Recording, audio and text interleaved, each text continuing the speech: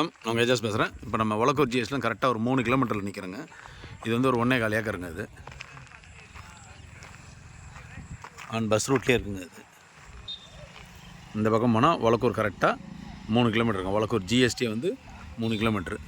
இந்த பக்கம் போனால் வர்த்தி வந்துடும். இது வீடு ப்ளஸ்ஸு 1.25 ஏக்கர் லேண்டு.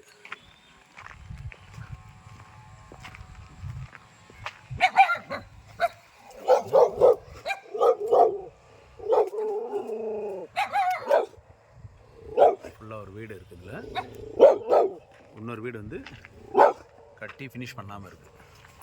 இது இருக்குது பாருங்கள்.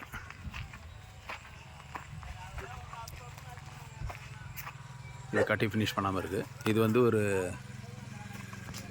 5 சதுரம் இருக்கும். இந்த வீடு 5 சதுரம் இருக்கும். அது ஒரு 15 சதுரம் வீடு. ஃபுல்லி காம்பவுண்ட் போட்டிருக்கு. அப்படியே ஏதாவது ஒரு கெஸ்ட் ஹவுஸ் மாதிரி நல்லா யூஸ் பண்ணிக்கலாம்.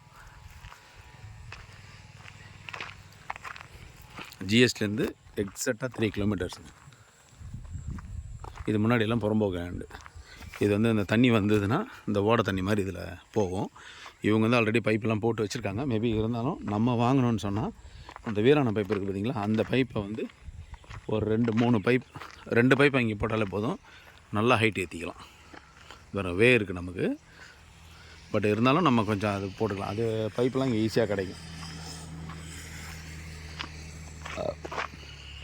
இதெல்லாம் நம்ம ஏதாவது யூஸ் பண்ணிக்கலாங்க. ஃப்ரண்ட்டில் புறம்போக்கு இடம் இருக்கிறதுனால யூஸ் பண்ணிக்கலாம்.